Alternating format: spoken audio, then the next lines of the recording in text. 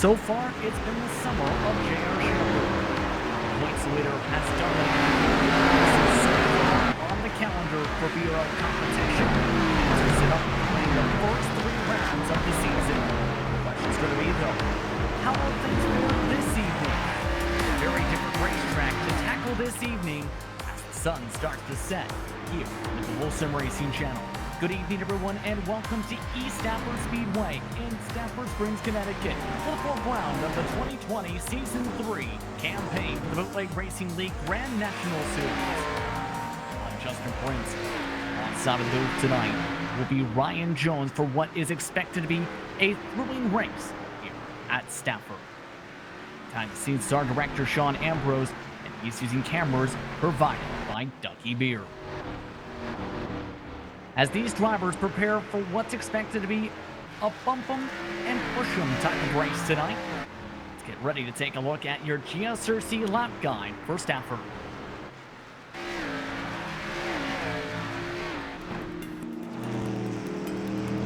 Welcome to Stafford. This half-mile oval was built in 1870 for a different type of horsepower, horse racing, and then automobile racing took over after that. This place is not as flashy or fancy as the half miles that the Cup cars go to today, but this busy oval can still put on a fantastic show full of action for the fans and intense competition for the drivers. Uniquely banked, it poses a challenge for all comers. Turns 1 and 2 are banked at 9 degrees, where turns 3 and 4 are banked a little less at 7 degrees. The apron here at Stafford is known for being very wide but flat. Only the bravest of drivers with the utmost grip can make passes down there. Short tracks equal close racing and usually leads to shorter tempers. Keeping calm at Stafford rewards the drivers. It's like the old racing expression, to finish first, you must first finish. Corner exit tends to be the most challenging place on the track, where the fast lane sweeps right out of the corners towards that wall that awaits you. Stafford is an old, worn-out surface, so managing the tires is also key to finding victory lane here. All in all, Stafford poses a fun challenge to drivers, and it's always sure to put on a great show. So settle in, buckle up, it's bound to be a great race.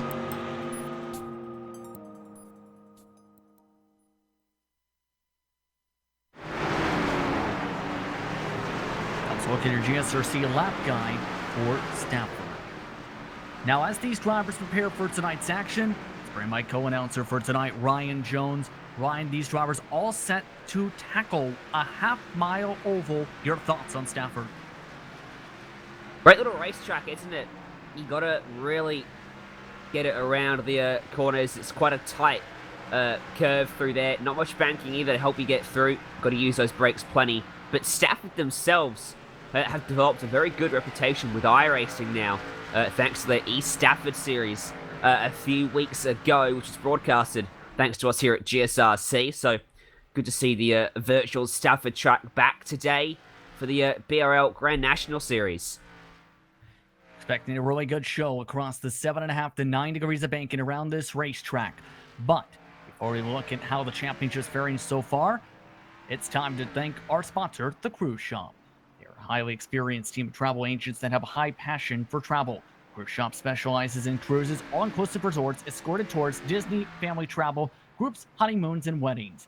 We would love the opportunity to help you plan your next dream vacation. Call them today at 260-755-6125. Let's take a look at how the championship's faring, entering race number 4 of the campaign. And so far, J.R. Shepard has won every single event. Each time he's had to start at the back of the field with the invert, but has found his way to the point by the final 30 laps each and every race. James Lowe is in second in the points after a strong run at Myrtle Beach, with Donnie Moore, Todd Liston, and Justin Morton rounding out your top 5 in the driver's standings entering tonight, separated by 46 points. With that, let's take a look towards your race details for tonight, Ryan, as these drivers get ready to tackle race number 4. Going to be 100 laps out of them, as always. You have that invert from how they finished last time out. No tyres going to be taken down on pit road today. And going to be a hard-fought race, isn't it, around Stafford? Going to be hard to pass for drivers. They're going to need every single one of those 100 laps, even J.R. Shepard, who has been so dominant so far this season. gonna have his work cut out if he wants to carve through that field. It's going to be very intriguing indeed, absolutely, tonight.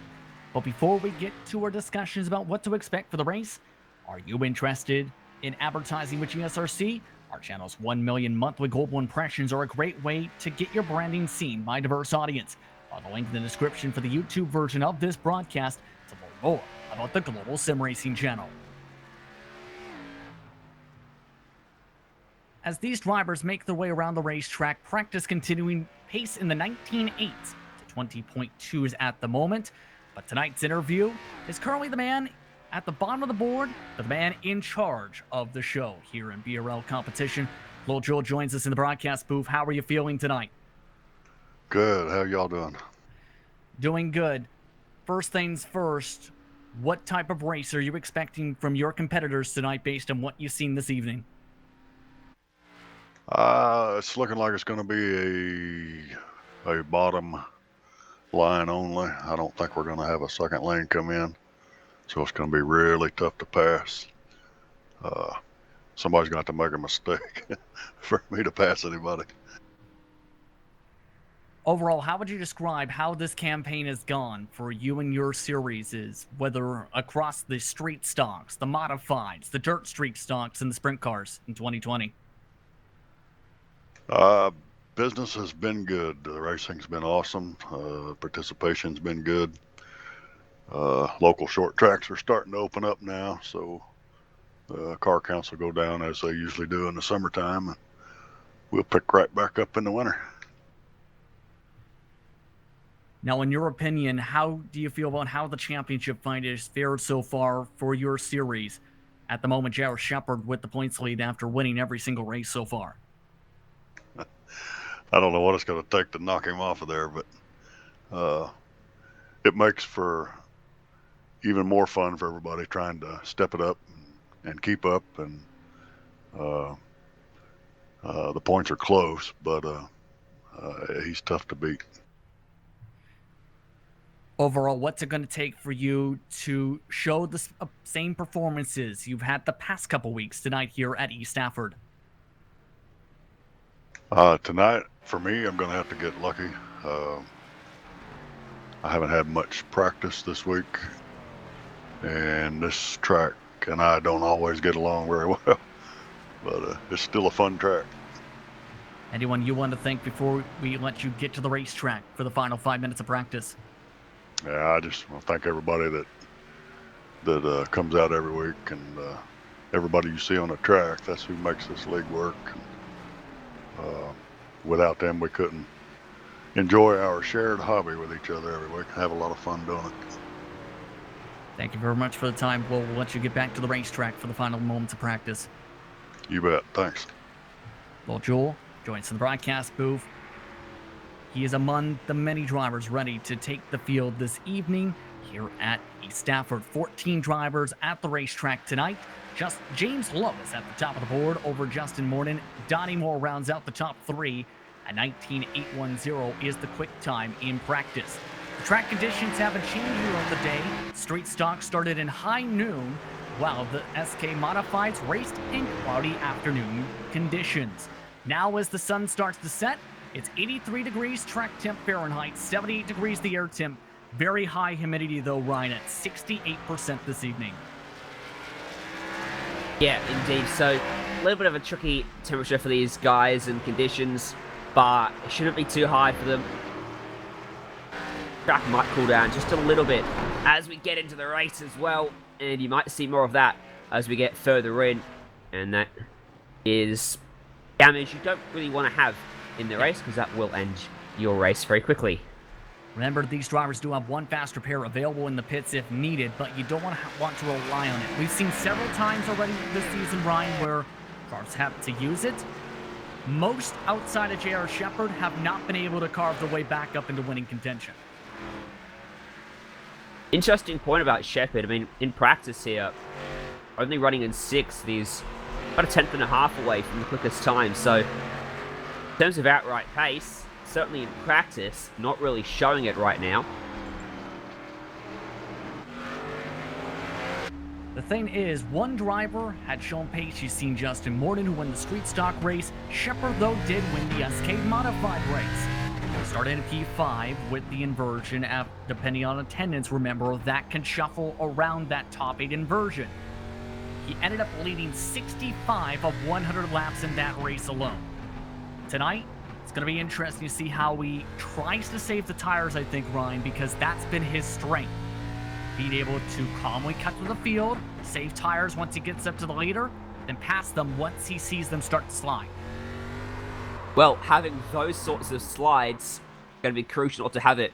He had a moment off of turn 2 where he had to catch a bit of oversteer, and that was a much more significant version of it out of turn 4.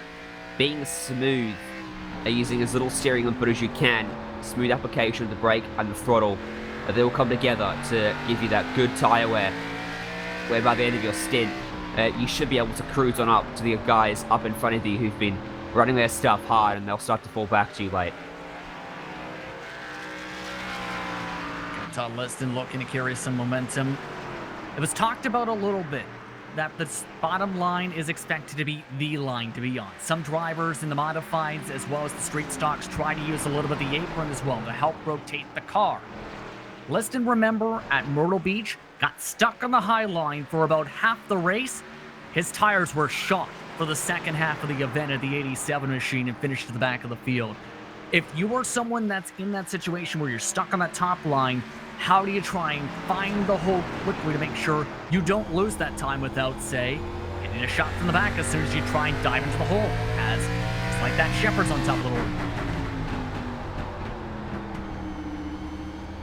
Yeah, cool. On the outside, you can try and really pinch that guy on the bottom down. So you run it basically on their right-hand door. That means they can't get on the throttle as early as they like, because if they do, they hit you.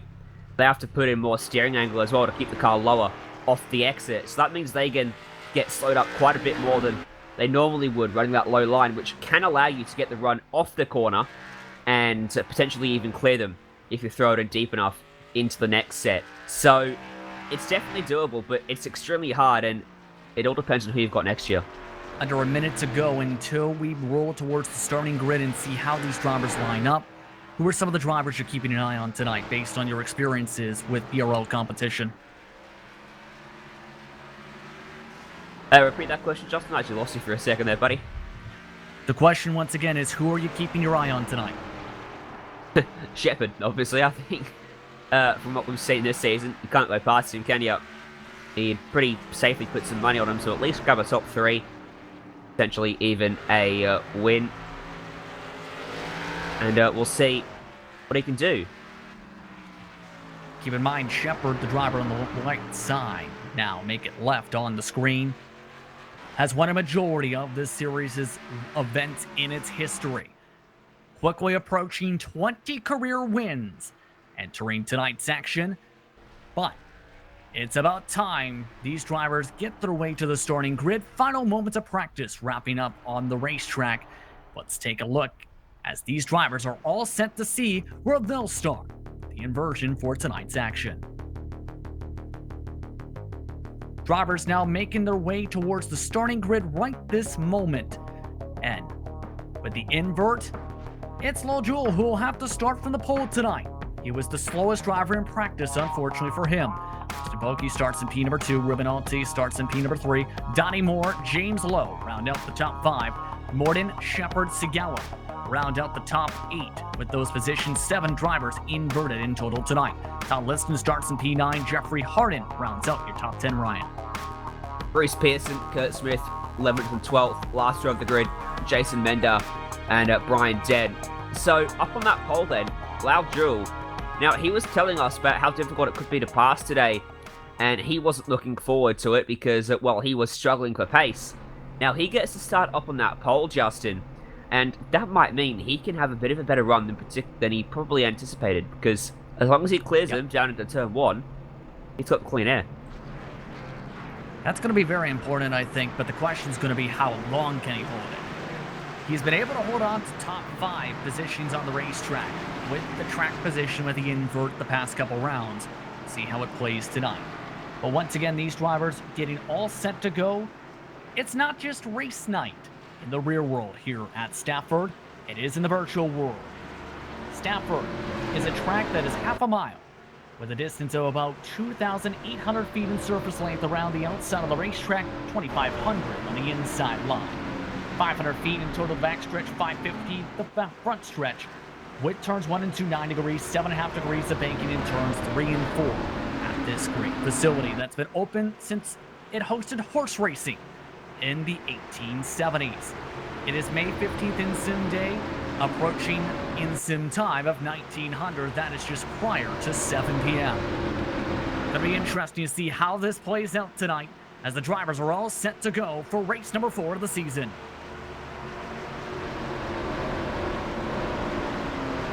I'm out of the green here.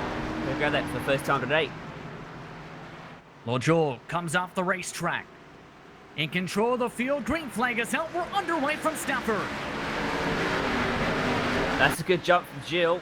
He will run down into turn 1 clear, and an opportunity for Bulkhead to dive down there as well.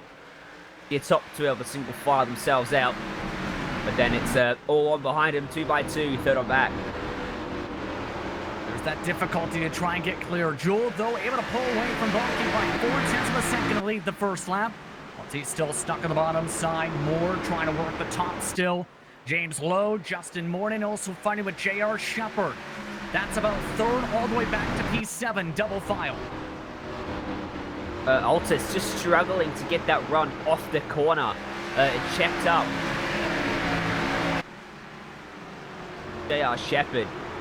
And now he's finally able to get by and clear him. James Lowe trying to follow, almost a bit of a door bang there between them. You can see already how much on the outside is at a deficit through these corners. Already able to find some space. James Lowe on the bottom. J.R. Shepard, though, taking advantage of Donnie Moore. And Moore now -2. Big check up. Big bobble off the corner. Near 3 wide into turn 3. Shepard's ended up on the outside now. See what he can do up top, whether he's able to somehow find some progress as it around goes to 26 to 99 as well, and Shepard gets a piece of it. Bruce Pearson gets turned as well. Caution and flag is out. Also cutting through the grass is Brian Dean. And quickly under a first yellow on lap number 5 with several drivers in possible range to already use their first fast repair of the night.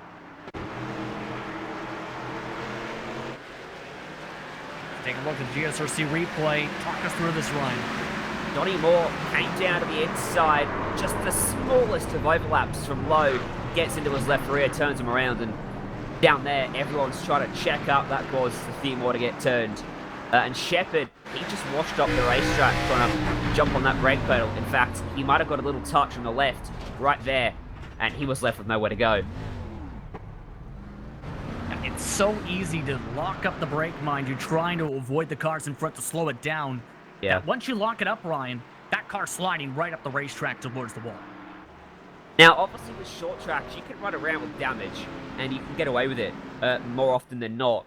With Shepard's car, it doesn't look too bad. Yes, he's got a bit of a crease there on the front bumper and the bonnet of his machine, but I reckon now on lap 5, he's going to stay out. That way, with so much time still to run, if there is another incident, it's not day done. He can then come to pit road and take this fast repair.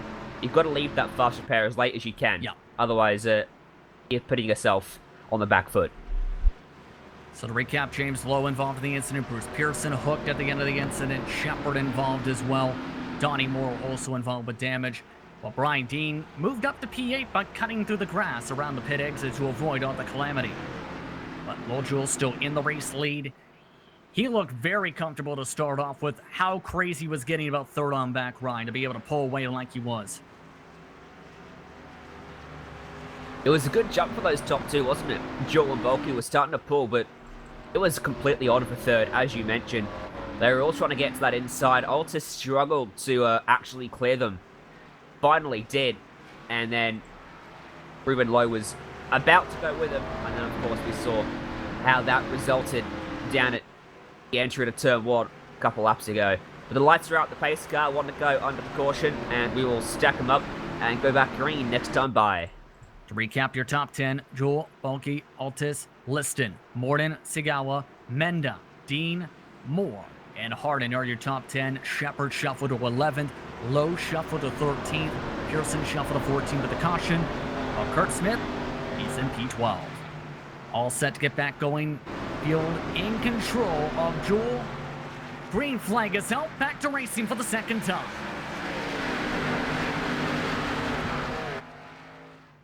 Good jump again from Jewel and from Bulky. Stuck up top though, that third car in line, Todd Liston. And that's going to allow Morton to get down to his inside. That was a bad jump for Liston. Gets himself stuck up top and Morton will go by. He's able to find the hole though in front of Ender. Decent launch. Morden looked very sporty in both the SK Modifieds and the Street Stock race. He came with the victory in the Street Stocks. Led a majority of the opening laps here at East Stafford for the SK Modifieds. Remember Morden carrying momentum from some of his best finishes ever on the pavement. In fact, just set the fastest lap so far as Liston's made it a 4-car train at the front. About 2 car lengths between Jewel and Bulky at the moment, and they're bumper to bumper, 2nd, 3rd, and 4th. Morton the fastest car, but now we're going to see that issue. Once we get into this, it's hard to make a pass. He's trying to set himself up to get the exit. So he takes that wider arc in, cuts it down, and gets on the throttle earlier. But, well, as long as Altus drives it down the white line, he can't get to his inside. He nearly slapping the outside wall at that time in corner exit. Of note, Ruben Altus with the technical issue from P3. He's now out of the race. And P14, last driver overall on the pylon. One driver who's already charged up that set pylon, though, has just joined what is now a 6-car train. J.R. Shepard is up to 6. Here's the poke for 2nd spot, meanwhile, by Morden. And Jewel throws it up the racetrack and almost cuts straight down into Morton's front right. And that's going to give him the opportunity now to go from 3rd to 1st in just a lap. Great move and great run from him. And he's going to drag Todd Liston with him as well down to that low side. So this is what we were expecting potentially. Once you lose the bottom, Freight Train opens up Liston. He got Freight Train several times in the 87 last round. He's now up to P2, right behind Morden. About a half a second distance between 1st and 2nd at the stripe, down to 4/10. 84 laps to go. Jewel has an opportunity now to get himself in line, but it really seems like he's been struggling with the turn-in, maybe going a bit too deep. The car's not turning how he'd like, and he keeps washing up off the bottom of the racetrack. He got it right that time, but if he keeps making those mistakes, it's going to be very easy for Bulky, Shepard, Dean, Bender, all of them to get by him. Looking on board the number 24 machine. Big-time Jeff Gordon fan. All of his paint schemes in various different series are logoed like Jeff Gordon's former cars. Behind him, by the way, J.R. Shepard missed the bottom and nearly slapped the outside wall. Brian Dean taking back P5 as he punches him off the track. Using some of the apron, isn't able to get the power down. He likes the car spinning down on the grass. Liston. That's Todd Liston from 2nd spot. He got loose off of turn 2 and spun it into the grass. We stay green. Yep, got off the racetrack. That's bad news for him. Good news for the rest of the field. As now, the Gordon diehard fan drifts up the racetrack. Going to lose a couple of spots. That's Bulky. Shepard now back up to P3, though. And he talked about it. Short tracks, he can get away with some damage. Shepard, despite the fact his front nose crushed in, he's been able to rotate the bottom better than anybody else inside the top 5. Look at that.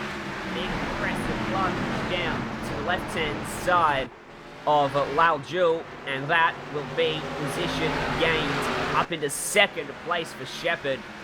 Even with an early incident, it's taken just 22 laps. He's got 2.7 seconds up the road to Morton. He's checked out amongst all of this. Now, massive advantage right now on the racetrack. But what a run so far for Dean, trying to follow in the foot tracks. Under the throwback this time to Bill Davis Racing this season in that Pontiac Grand Prix.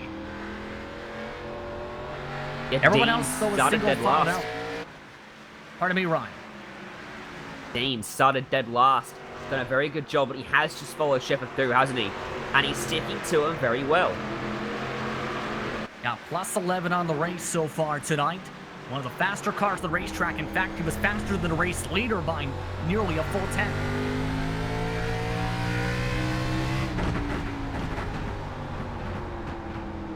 Best strategy for him now is to not try and get by Shepherd and just to follow him. He can maybe try and save the tyres a little bit and just use Shepherd as a reference for his brake markers, turning points, and following his tyre tracks.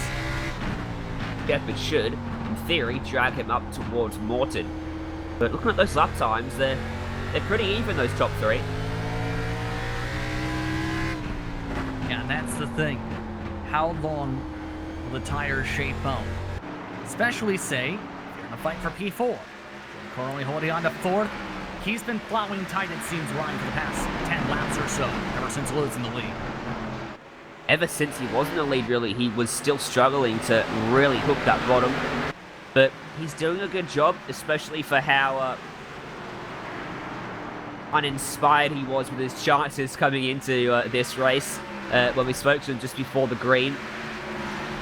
He'll be happy with where he's running, given that. But he does have the risk now that he can get freight trained. Once he drifts up that racetrack and Bulky gets to his inside, you've got about 5 guys ready to then make the move. Yeah, he's 4/10 a lap off the pace of the top 3 right now. Some of the other drivers have actually been turning quicker laps, catching up to the point where it's now a train all the way back from P4 back to P12. I kind of want to look towards an onboard if we can, because it's interesting depending on how much wheel you put into the car. You can essentially put yourself into a tight condition where you cook the right front. And if you are trying to over-rotate the steering wheel. See, nice and calm right now from Bulky, not putting too much wheel into it in the corners. Jules nearly more than 45 degrees when turning the wheel. And you can see there that Bulky's able to turn the car down to the bottom side, whereas Jules is staying just up the top a little bit. And again, through 3 and 4, Bulky went for the really shallow line, actually dipped onto the apron. Oh no, Trouble behind them, incident. James Lowe. James Lowe spins, nearly runs over the back end of the cars in front. Caution flag is out. And that's the caution Shepherd may have needed to close up the gap quicker. That was a good job from Lowe, actually, to not get that guy in front of him. He got on the brakes too deep, had to really jam them on to avoid rear-ending, speeding car, and spins down to the inside. It's about a second time after this. Take a look at how close it got to hitting the back end of Moore. Once those rear tyres heated too, he really struggled to get it going. Accidentally looped himself almost into another spin. And then, as you mentioned, I think he spun again once he did get it going. Once you heat those rear tyres, incredibly easy to then catapult yourself into another incident. At 33 of 100, so we're about a third of the way through the race. Lowe, though, is out of the race. He is DNF'd out of this one. That will put him currently P12. Kurt Smith, prior to the caution flag, also crashed down the back straightaway and hit one of the light posts and crushed in his left front. He's also currently in the pit lane, serving a tow with significant repairs. But now, at this point, what do you do if you're Morton? Because this is going to be very, very difficult to hold off Shepherd. He was a 1/10 of a second quicker once the pace started picking up. He is. Crucial thing for him is to not look at his mirrors. He needs to get down to the inside and focus on his exits. As long as he exits well, the only way Shepherd's getting to his bottom is with a dive bomb, which won't work out without contact. So, get it down to the inside early, work your exits well, and Shepherd won't be able to get by, unless you make a mistake. Kurt Smith, by the way, back up and running 3 laps down, has a chance to pass James Lowe on the racetrack during this caution flag period. Keep in mind, this series does have 2 drop weeks available. This likely may be James Lowe's one of his 2 for this campaign. What else has caught your eye so far in this race so far, coming to 65 to go? I mean, probably Brian Dean up there in 3rd, following Shepherd. We've highlighted him already. Really impressed with how his run has gone. And his car is squeaky clean. Hasn't got a dent on it, so looking pretty comfortable. Shepherd obviously is carrying a little bit of damage. And excited to see what Dean can do once he gets back green on the back bumper of that front row here. 1 to go. Dean, a foreman for a tree and landscape company in Oshkosh, Wisconsin. He'll start on the bottom side of row 2. The drivers in row 1, though, Justin Morton and J.R. Shepard. Joel starts in P4 on the outside line. Bulky in P5. Moore in 6. Sagawa, Menda, Pearson, Hardin. Round out your top 10 on the racetrack. Last time they came to a restart, it was just on the exit down the front straightaway. This time, Morton going near identical spot. Green flags back out. Oh, no, underway. Dean spun it, and he's triggered a melee. Caution's back out. 4 cars involved. Well, that was quick. Red and he tires. got rammed hard in the back end by Bulky. Wow. He did. Jumped on the throttle, Justin, and the rear tires protested. Right there, he spins it up, loses momentum, and it actually looks like he jammed on the brakes almost. That is He an slowed extreme... drastically. Yeah, wow. There's tire spin, and then there's that. Maybe panicked when he spun those tires up and went to just touch the brakes a little bit to settle it and accidentally, well, got him more than he anticipated. You know what? Let's see on our end of things here. He got stuck in neutral, Ryan. That's what caused it. He got stuck in neutral. And mind you, it can be something you can do with these cars here, Ryan, at times. A little depends what setup you're using at home. Obviously, in real life, yeah, these guys have that shift box, but at home, you can have anything from your flappy paddles on your wheel to the sequential shifter to your left or right, and then again the H pattern. So he's probably using the H pattern, and might have slipped it into neutral by accident. Been able to get it out of a second gear. Should be restarting in. Coming to 60 laps to go so far. Morton up at the front. He and Joel have been the only 2 leaders so far. Shepard, though, is in 2nd. Moore in 4th after the carnage. Jason Menda, clean car in 5th. Hardin, clean car, is now up to 6th. Liston, after spinning off the racetrack down the back straightaway, remember, was as far back as 13th. He's now in 7th. Pearson, he avoided trouble. He is currently P8. Dean, cycled to P9, took the faster pair. Sagawa in 10th. Bulky rounds out the top 10. The thing is, though, Sagawa forced to take the wave around with significant back-end damage because it took him that long to get going before they reached the iRacing safety car.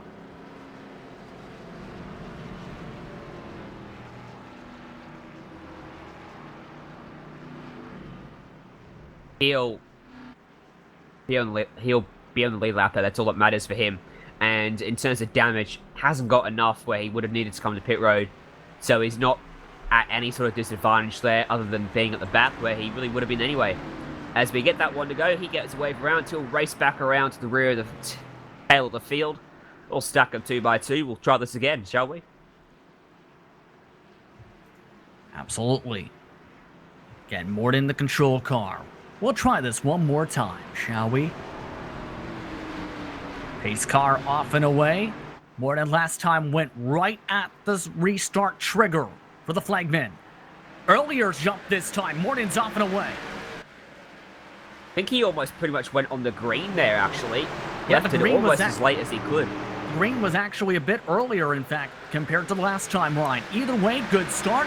Top 2, though, came away single file. Donnie Moore on the outside of Lal Jewel. Trying to work that top line. And it's working well. In fact, he clears him down into turn 1. Got to tuck it down to the bottom line, which he does. There's contact behind, though. 2 spin. That's Liston and Hardin. No caution yet. And now it is, as he nearly plucks Sagawa as he tries to pass on by.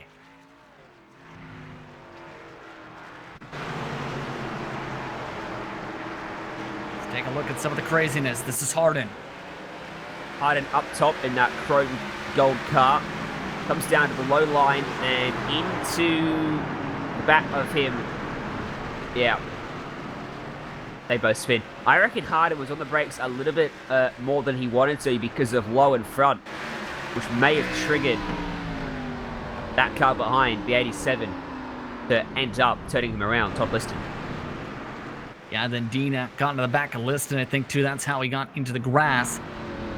Sagawa lucky, though. He didn't get smacked there. Trying to get back going around. Does gain a position as a result, though. Back to P8.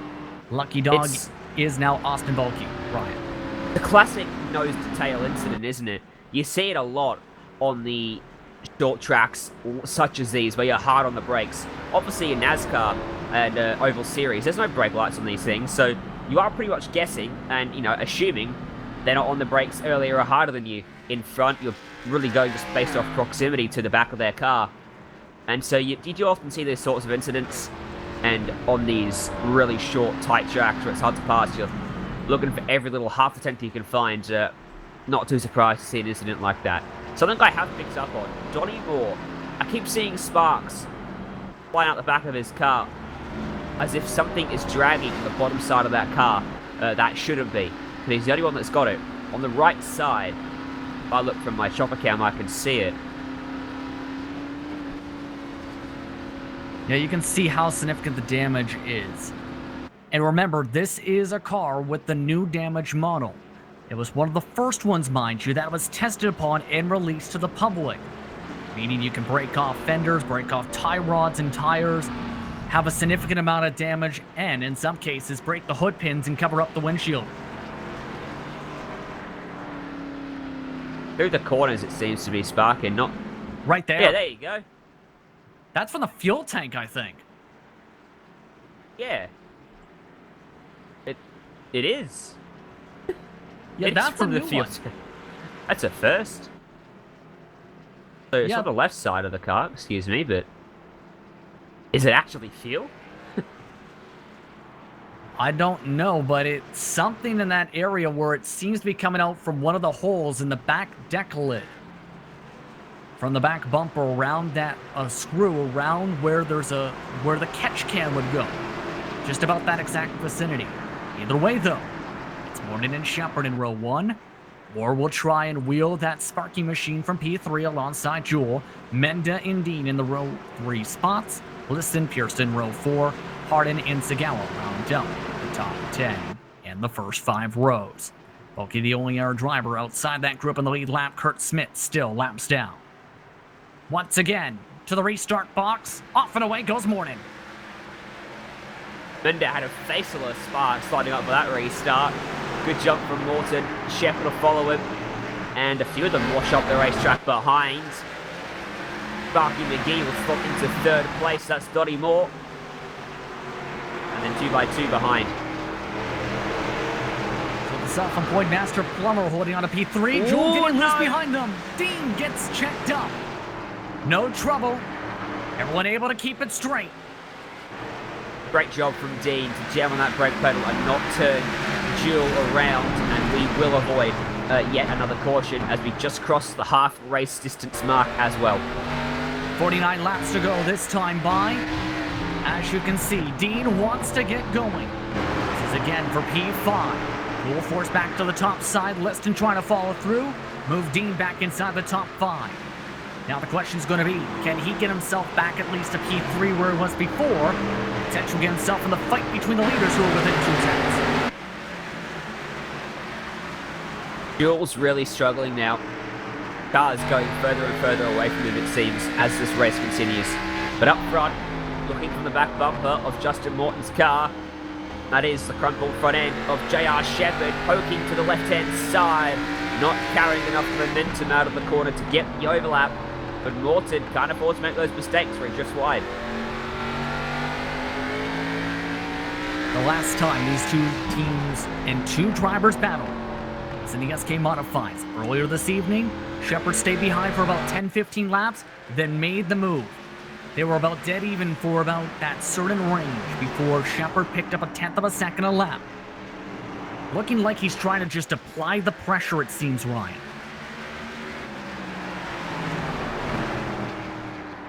Yeah, if he just sits behind him now and keeps applying that heat to the back bumper, eventually most drivers will crack, just from the pure basis of having someone tucked onto their rear wing or rear spoiler for 30, 40 odd laps as you get towards the end of the race. Going to be a good test of Morton's resolve. Battle behind though, this is P3. Jason Mendes holding on to P4 in this grouping in the Whataburger Chevrolet. The Pontiac Grand Prix Dean is closing in slowly but surely on the racetrack. Right now the pace from Dean, the 20.8, or was a little bit quicker last time, but he's also being checked up by that 45 on corner entry.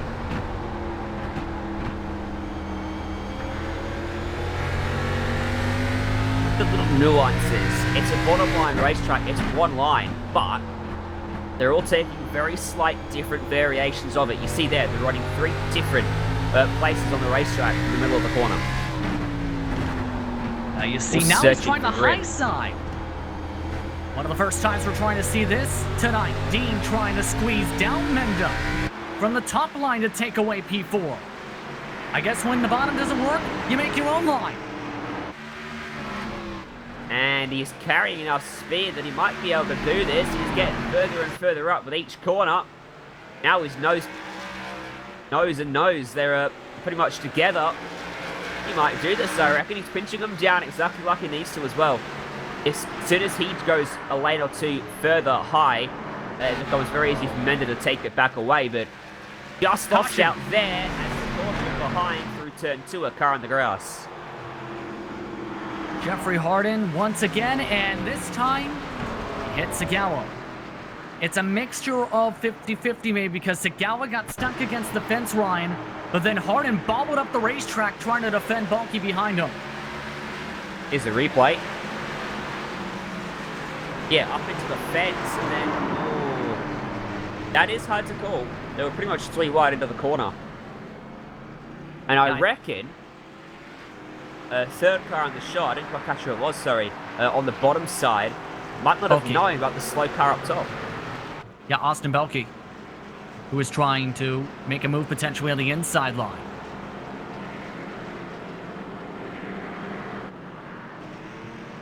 Overall, though, back in our yellow, under 40 laps to go at East Stafford.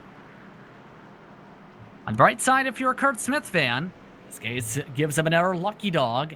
And this one puts him just 1 lap down after being down as much as 3 in this race.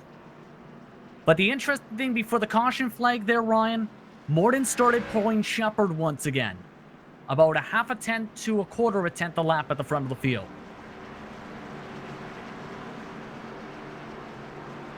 Yeah, Morton, really impressed with how he's doing so far.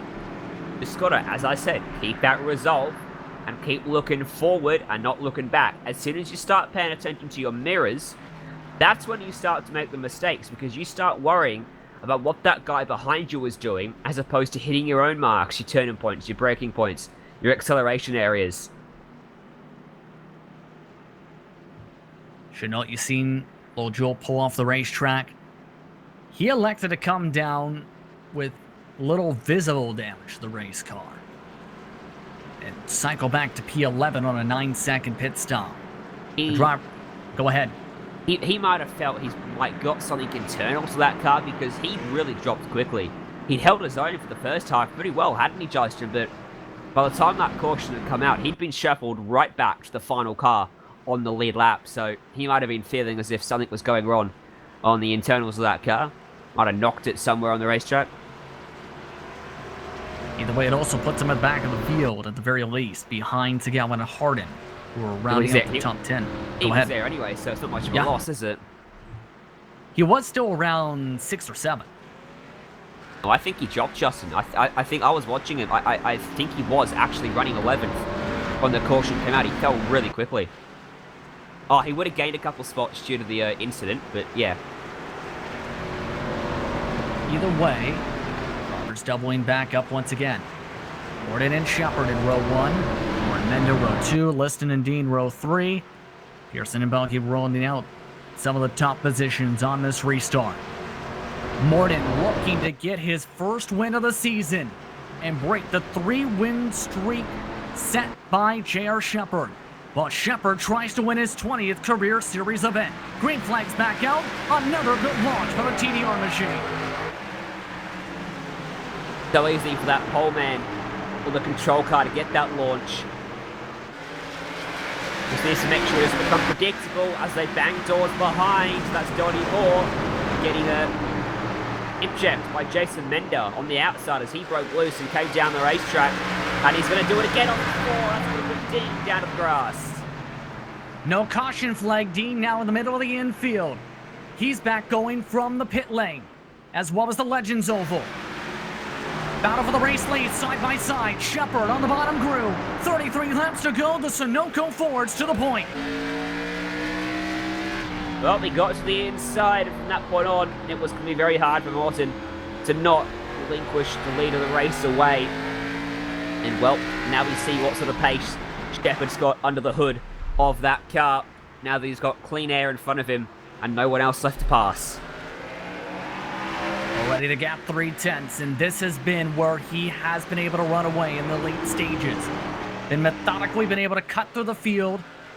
Remember at the start of the season, too, at North Wilkesboro, he had to take a faster pair after getting suspension damage and still charged his way up to lead the final 25 laps. Now with 31 to go, he tries to put another chapter into the book. That is the legacy of J.R. Shepard and BRL Grand National Series competition.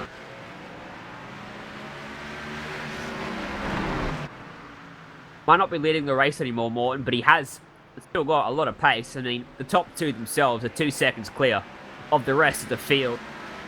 More on back, so very much in that class with Shepard today. Yeah, he has been doing really, really well. Morton, though, taps the wall. That will lose him a bit more time. Part of the reason why you see the half a lane higher up groove. They've already ran away more than 2 seconds, though, from Donnie Moore, who's pulled away about nearly half a second from Jason Menda behind them in the back draw. Bruce Pearson sat in 5th. He started this one from 11th. Menda from 13th in front of him. They've both gained quite a few spots. Done a good job so far. Dean was in that list of big gainers until he got swapped by Mendes sliding car off of 4.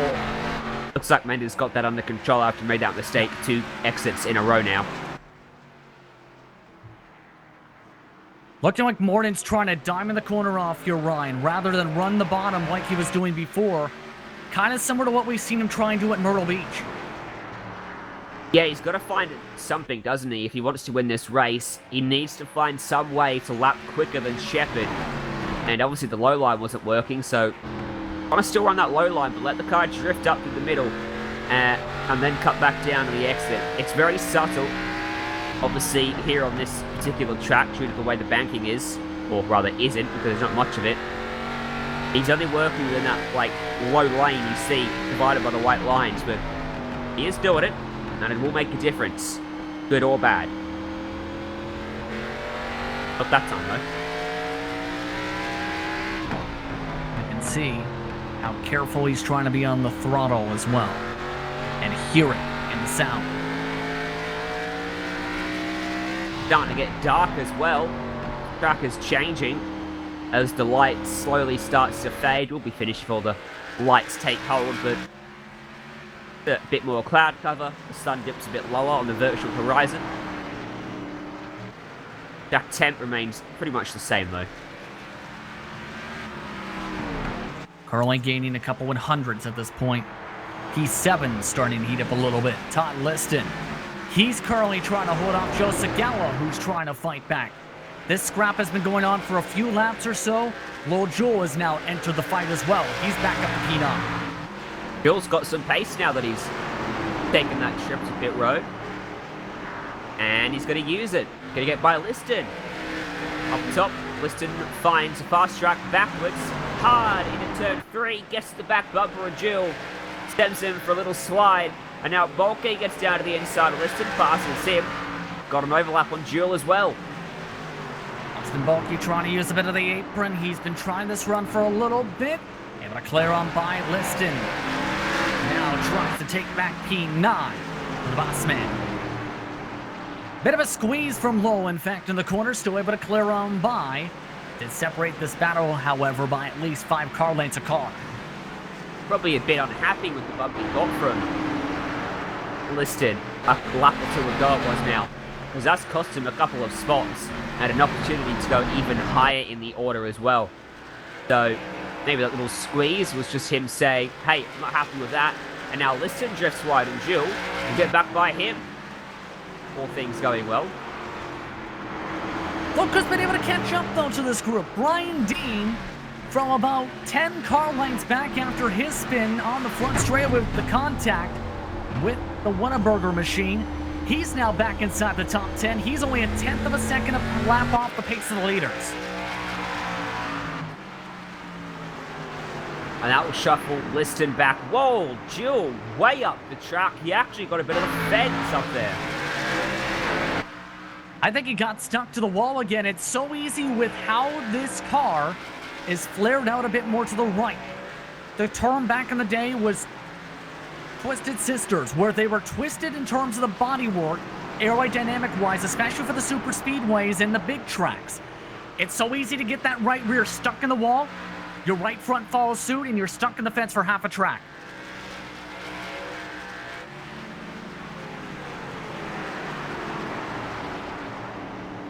This has gone on, by the way. Menda trying to hold on to P4. Bruce Pearson looking to take that spot away and slowly reeled him back in. Yeah, Menda last time by 21.249, 20.988 for Pearson. He goes 2/10 slower this lap and pretty much equalizes pace with Menda and then makes a mistake in turn 1. That's going to cost him a couple tenths. And Jeffrey Hardin, not that far away from him either. About the same gap, Hardin to Pearson, as there is Pearson to Menda. Could be a 3-way scrap for P4 as we get down towards the checkered flag. Now Hardin last time by a 20.8. He's now peeking right underneath Bruce Pearson. And is grouping for 4th on back. 20.8, that's on pace with Shepard out front. Here's the problem. He's now caught up to Cards, and this is going to hold him up a little bit until he can get to the inside of Pearson and clear. That's the first time in 3 laps Pearson hasn't run right up the racetrack through turn 1. That saved him, getting a car called Jeffrey Hardin down to his inside. Good run off turn 4. It just had a bit of wheel spin there and couldn't carry it. Having a difficult time trying to build up the run now that he's reached the traffic.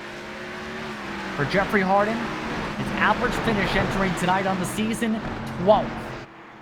This will be one of his best runs in all of 2020 Season 3. This time, decent run off the corner, but again had the check up on the flag stand, coming to 12 to go. His pace is dropped off by 6/10. There we go. There's a beautiful run through 2. Great momentum down the back straight. Dials it into 3. Move done. Start up for the Pearson off of 4. And Pearson. No choice but to lose that spot. Hardin up into P5. Leaders coming at 10 laps to go, and J.R. Shepard just a few miles away from his historic 20th victory in the history of this series. He's been able to run away now by 2 seconds. He's the fastest car on the track in the 20.7s. Just domination as soon as he got that clean air and ran away here at Stafford.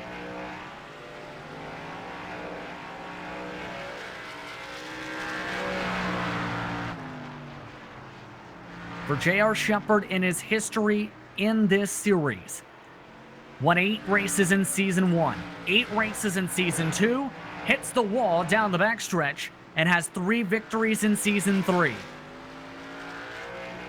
Now with 8 laps to go, it's looking like it's in good position to win again. Gets by the laps car. That doesn't prove to be any issue for him.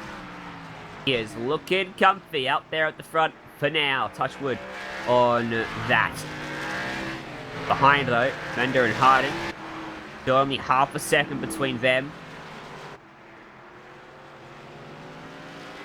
Hardin's balanced out a little bit. Just a little bit loose in the corner that time, the 44. And now that he had a bit of a gap to work with between himself and Mender, Hardin ran a 21 flat again. Yeah, that's the difficulty with this tire model at times, is trying to make sure you don't overheat them with hard battles, and he had to fight a lot, mind you, to get past Bruce Pearson.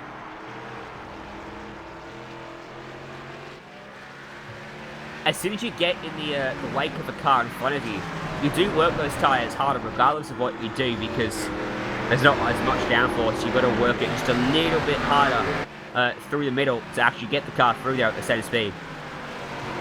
Under 5 laps to go this time by. Hardin still trying to find his way around for P4. Can't build up the run. Donnie Moore's ran away from P3. Justin Morton's ran away for P2. Oh, Segala and Dean, side by side. Stacked up behind Pearson here. That's all on the front straightaway. Here's a look. Dean forced up the top side. Tagawa trying to battle on the bottom side. Able to get clear just about this time. Give some space to Dean, though, down the back. Segala actually had all fours down to the apron through turn 1. Rolling well down low. Pearson going to have a car to his inside now. Again, all the way down to the apron for Segala. Looking like the right front may have been burned up here on Pearson's car with 2 laps to go coming this time by for these machines. Lear's been catching them, and quickly. This fight may go on all the way to the checker flag. Dean back to the bottom again, all while the race leader, expecting the white flag, gets it this time by. 1 lap to go, half a mile from Stafford. Flawless race. Has been one of the most dominant drivers in the history of this series. And tonight, continues to put his name into the record books. For the 20th time in BRL Grand National Series competition, Gsrc is a winner. He wins at Stafford. Great job, great race. Flawless, as I said. Even that incident that wasn't really his fault. Bounced back well from it and raced to the line. Hardin won't get there. Meanwhile, Segala going to slip and slide, but he will hold off. Brian Dean, they both got by Pearson in the closing laps. Hardin was able to hold on to P5. Segala got P7 in the battles. But for Gsrc, it's a chance for him to celebrate. His signature burnouts, always done in turns 1 and 2, normally for the Sunoco Ford. He gets a chance to celebrate tonight as he makes history in BRL competition.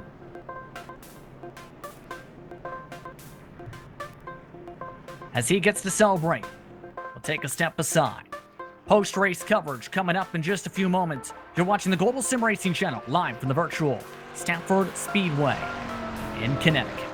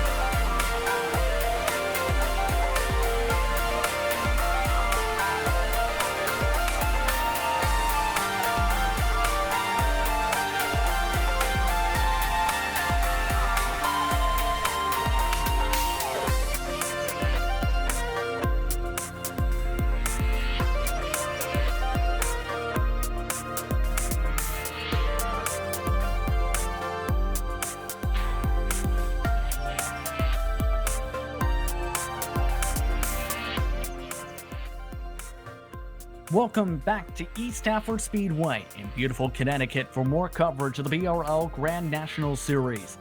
What was a historic run for one J.R. Shepherd, his 20th career victory in the series. It was also his 4th straight victory on the trot to start off the campaign in the points. He won over Justin Morton by 3.9 seconds, with Donnie Moore holding on to P3 despite the fact his car was sparky for about 3/4 of the race.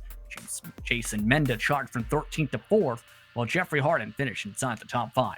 Austin Bulkey finished in P6, Joe Segal in 7th, Brian Dean rounded out the top 8. Those drivers now in factor for the invert. The first driver outside that range was Bruce Pearson. Lowell Jewell, after leading the first laps of the race, fell off to the top 10, Ryan. Yep, Todd Liston was a lap down after the incidents he had today. Kurt Smith retired, so too James Lowe. And Ruben Altus, your last 4 cars there. The end of 100 laps at Stafford Speedway. And entertaining one, to say the very least, as Justin Morton finished off in P2. Another solid run for him. We'll talk to him in a few moments, but J.R. Shepherd is celebrating victory lane with history. J.R., it's your 20th career victory already in this series. How are you feeling?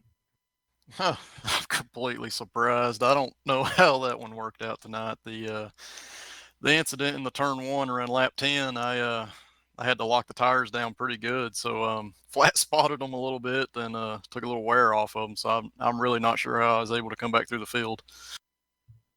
You mentioned some of the difficulty with the lockup there and some of the damage. What was going through your head as the race progressed and you had to get all those positions back before retaking the lead? Yeah, at that point, it was just going into tire conservation mode. Can't talk tonight, but yeah, just trying to save the tires a little bit, because I knew that there's a lot of guys to pass, and you can either get them on the restarts, or you got to go to saving your tires. And I got a few of them, and then just tried saving after that, because I knew the rear tire was going to come into play for sure. And after that lockup, the car pushed like a dump truck through the center of the corner. So having to adjust the brake bias a little bit just to help the car rotate. Overall, what are your emotions like to win your 20th career race in this series already, with being essentially one of the top drivers already in series history, with a vast majority of the victories going towards your credit? Yeah, it's really cool. It's nothing that I expected would happen either when I first joined BRL, because I was new to this sim racing deal, and I didn't go out front and run up front. I was running in top 10 at best a lot of nights. So just a word of encouragement for anybody else that's in this league. If you're not running up front right now, just keep at it, get some laps under your belt, learn the cars. You can be up here doing the same thing. And I think the only reason I was able to really get the lead is Justin made a mistake tonight, I think, after one of the restarts, and slid up enough that I could get under him. But he ran a fantastic race, and it's always hard racing around him. After this eventful race, you and many of the other competitors getting ready for what should be an interesting next run for round number 5 of the campaign. Next on the docket, Lanier, the track that drivers rode on in the dirt over the past week or so, on Friday night rather. Your thoughts on going to the pavement version? I like the pavement version better than the dirt version, based on last night's race, but we'll have to see how it goes. It's one of those tracks that you got to really save the tires. Again, the rear tire is going to be the important one, and I usually don't get into the corner as well. Some of the guys do there, and it's going to be a tough battle. It's one of the tracks where the outside line really comes in, so if you can work the outside line good, you'll be able to hold a lot of people off. Who do you want to thank for being a part of your victory tonight? Yeah, just really, really appreciate the Bootleg Racing League for allowing us to do this on Saturday nights, and of course the Cruise Shop for being a great title sponsor with us and a great partner. So really appreciate everything they do, and thanks to you guys at GSRC. You guys do a great job, so thanks for making us look good. Congratulations on your 20th career victory in this series, as well as your 4th straight to start off the season. Yeah, I really appreciate it, guys. Thank you. That's J.R. Shepherd coming away with the victory tonight in the Sunoco Ford. Standing by is Ryan Jones with your second place finisher, Justin Morton. Justin, second place today, coming home just behind the seemingly infallible J.R. Shepherd. Got to be happy with that, leading quite a bit in the middle portion of the race as well. Yeah, it was nice being able to lead a bunch of those laps. Did more of that in the street stock race, got the win there. But yeah, would have been nice to get that win though. Yeah, let's rewind all the way back to lap 5. 4 cars in front of you wrecked, 3 cars behind you all had a bit of contact trying to get by it. You slipped through unscathed. How did that one unfold from your seat? Yeah, I don't really know. Kind of just got on the brakes, tried to lock him up, but I kind of did. So that might have killed my tires a little bit more than I wanted to. But yeah, I was amazed I got through that clean. But skin of your teeth, I think the saying goes. In terms of that middle portion, you're running pretty well. You had Shepherd behind you for most of it. Then you got by you. You had quite a few restarts to navigate, and I think it was one of those restarts that was your downfall in the end. Talk about then, once he's by, what were you trying to do to somehow find the pace to get back up to him? Yeah, I was just saying, just try to find the pace, and I guess never really found it. I could keep with him 10th the lap. I would lose a little, maybe gain a little bit, but I got nothing for JR. He saved his tires really good. I think he had like 6% better right front than me after the race, so not much keeping up with that. Yeah, well, maybe tire wear is a way to look for the next race. Speaking of the next race, thoughts heading into there? Yeah, Lanier will be a nice short track. Ran there in the dirt last night. Felt pretty good there, but yeah, should be a good one. All right, who you want to thank for helping you get it done today? I like to thank my team, Total Downforce Racing, Black Box, Pixel Dust for the awesome paint. Lowell, thank you for running the league, Cruise Shop for sponsoring us, and thank you guys for broadcasting. Thank you very much, and good job on coming home P2 today. Thank you. Once again, that was Justin Morning coming home in P2.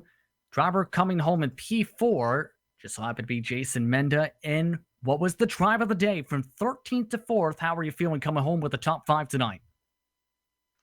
Pretty good. It was a tough drive. First of all, I just want to apologize to Brian Dennett. The car is so loose on the outside, and unfortunately, he was there to catch me, straighten me out, but took him out. Yeah, I was going to ask what happened there because it seemed like your car got loose for 2 different corner exits in that side-by-side. Yeah, I could just not find any grip on the outside.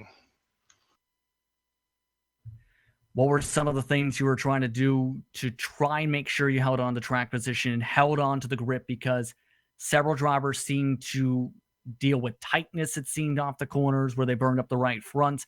Others were clipping the apron and spinning off into the grass. Just trying to hit my marks, enter the corner slow and hang down as low as possible. Try to eat up that whole bottom line so no one can get me on the inside. Next race is at Lanier. Your thoughts on that racetrack? That's a fun little track. Unfortunately, I got to work next week, so I'll miss that race. Who do you want to thank for getting the job done for a top 5 tonight? I just appreciate Lowell for putting on the league and everybody else that races in the bootleg. It's a great group of guys to race with. Congratulations on the top 5, Jason. Well done. Thanks. Jason Menda coming home in P4 tonight, went from 13th to P4. Once again, I'd like to thank him, Justin Morton, J.R. Shepherd, for taking the time to speak with us during post-race coverage. Ryan, first things first, your final thoughts on what you've seen tonight here at Stafford. No, it's a good race. It's good to jump in and call that one. Plenty of action. Another superb drive from J.R. Shepherd to come through the field even with that incident. Debating and banging, but that's what you get when you come short track racing in a place like Stafford. Good race. Done. Based on your experiences, what should we expect to see next week at Lanier? More of the same, I think. Lanier drives pretty similar to Stafford. In my experience, going to be hard to pass. I think the form book today is going to be a really good one to take into Lanier. Going to be an interesting one indeed. But before we go, first things first, we'd like to thank the Cruise Shop for sponsoring this series. Be sure to call them today at 260-755-6125. As well, we'd also like to thank you for tuning in for tonight's action from Stafford. We'd also like to thank the Bootleg Racing League for organizing this exciting series. puts on great racing every Friday and Saturday night in several different cars at various different short tracks across the iRacing service. Are you looking to take advantage of GSRC's over 1 million global monthly impressions, official series sponsorships to commercial placements, with advertising options customizable to suit your company's needs? Follow the link in the description of the YouTube version of this broadcast to learn more about the Global SimRacing Channel. I'd also like to thank the companies who provide the software and hardware for our broadcast listed up on your screen now. Special thanks to Jude LeLong, who provides her wonderful music. See the screen for how to get a more hold of her great work. Thanks to the team today and Ryan and Sean. If you'd like to find out more about GSRC including upcoming races, find it at globalsimracingchannel.com. To support the channel, you can check out our merchandise for sale at gsrc.storeandvy.com or check the social media on GSRC Twitter. On Twitter, GSRC channel, Facebook at Global SimRacing Channel, and Instagram at GSRC_Grand. Don't forget to head over to our YouTube page and hit that big red subscribe button as well as the notification bell so you don't miss a moment here on the Global SimRacing Channel. As seen on your screen, the next race coming up is on July 25th. Green flag set at 9:05. Coverage starts at 8:45 p.m. Eastern Time on the Global SimRacing Channel. So have various upcoming races for other series listed up on your screen. Be sure to check those out and mark them down your calendar. But until next time, race clean, race hard, and we'll see you on the track.